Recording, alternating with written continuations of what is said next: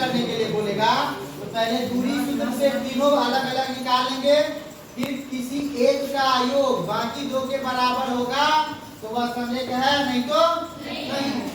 एक तो दूरी सूत्र से बनाएंगे, कल ही हम लिखा दिए थे। अब देखो अगर यह तीनों बिंदु संरेख है तो कभी भी इसे त्रिभुज बनेगा? तीन संरेख बिंदु से कभी त्रिभुज बनेगा? तीनों एक ही सीधा में त्रिभुज, अगर त्रिभुज बनवे नहीं करेगा तो त्रिभुज का क्षेत्रफल होगा?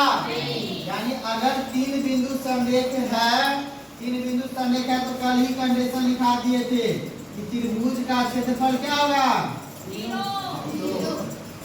कब? जब तीन बिंदु संरेख हो। तीन बिंदु अगर संरेखीय है तो त्रिभुज का क्षेत्रफल क्या होगा? 0। समझ गए? अब ध्यान दो, अब चेक करने के लिए दे देगा। अगर बोलेगा कि चेक करेगा तीनों बिंदु संरेख है कि नहीं है, तब तो कोई दिक्कत नहीं, ये इसी से त्रिभुज का क्षेत्रफल निकाल लेंगे। 0 आ गया तो संरेख है, नहीं है तो लेकिन क्वेश्चन क्या करेगा? तीन गो बिंदु दे देगा, समझ गए, और तीनों में से किसी एक को गायब कर देगा, किसी एक को गायब कर देगा। क्वेश्चन में बोल देगा संरेख है तो बताइए वो जो गायब किया तो उसका मान समझे? तो भी कुछ नहीं करना, ये काम करना। ये संरेख अगर क्वेश्चन में कह रहा है इसका मतलब त्रिभुज का क्षेत्रफल 0, इसी को 0 के इक्वल कर देंगे। अब देखो 1/2 इधर गुना में उधर जाकर के भागा में 0 में 1/2 से भागा देंगे तो 0। समझे? तो जब भी संरेख है तो सीधे इसको 0 के बराबर कर देंगे, सीधे इसको 0 के बराबर। चाहे संरेख चेक करना है तो भी, अगर संरेख चेक करना ना हो, कोई अननोन का वैल्यू निकालना हो तो भी यही काम करना। समझ गए? एक क्वेश्चन से क्लियर होगा। क्वेश्चन नंबर 2 का 1 देखो, तीन गो बिंदु दे रखा है 7, -2, दूसरा 5, 1 और तीसरा 3, कोई दिक्कत? अब क्वेश्चन में कह रहा है कि यह तीनों बिंदु क्या है? संरेख है तो इसके का मान निकाल। कोई दिक्कत? अब देखो ना, पहला में हो गया x1 y1, फिर x2 y2, x3 y3। कोई दिक्कत?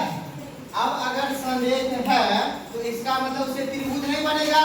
त्रिभुज जब नहीं बनेगा तो त्रिभुज का क्षेत्रफल 0, यानी इस पूरे का मान 1/2 उधर गया तो इसका मतलब इसका मान। इसको लिखने का तरीका भी सिखाया है ना, क्या? पहले डिटरमिनेंट दे देंगे, पहला कॉलम में x का अंतर, पहला कॉलम में x का अंतर, x देखो इसका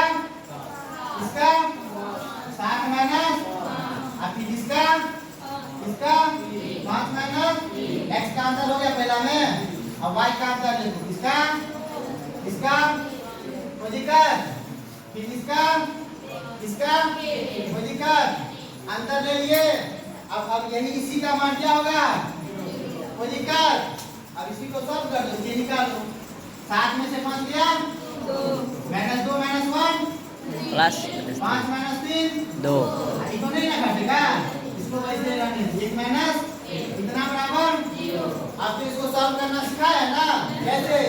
क्रॉस करके घटाना है। 2 किससे गुना करेगा? 1 - k से गुना कर लो, 2 × 1 - और फिर 2 किससे गुना करेगा? माइनस, कितना होगा? इन दोनों को क्या करना है? घटाना है ना। इसका मान कितना आना चाहिए? अब इसी को सॉल्व करो। अब देखो 2 यहाँ डिस्ट्रीब्यूटिव अप्लाई करेंगे, 2 इससे भी गुना करेगा, इससे 2 1 से गुना किया तो, और 2 k से गुना किया तो माइनस 6 बराबर 0। अब देख 2 के इधर माइनस में उधर भेज देते हैं, तो 2 और 6 2 के उधर गया तो कोई दिक्कत? अब देखो 2 के बराबर कितना? 8। 2 के का मतलब k × 2 बराबर इधर 2 गुना में उधर जाकर के 2 चौके k का मान आ गया, यानी यहाँ जो k था इसका मान कितना आया? समझ में आया? तो जब संरेख दे कि यह संरेख है तीनों बिंदु, क्या करना सीधे त्रिभुज का क्षेत्रफल 0 कर देंगे। कोई दिक्कत? अगर चेक भी करना है कि चेक करें कि यह संरेख है कि नहीं, तो क्या करेंगे, त्रिभुज का क्षेत्रफल अपने से निकालेंगे, तब 0 के बराबर नहीं करेंगे, तब केवल अपने से त्रिभुज का क्षेत्रफल निकालेंगे, जैसे यहाँ पे निकाले थे। अगर 0 आ गया तो है, नहीं तो बस बात खत्म। परीक्षा में यह सवाल पूछी जाती है।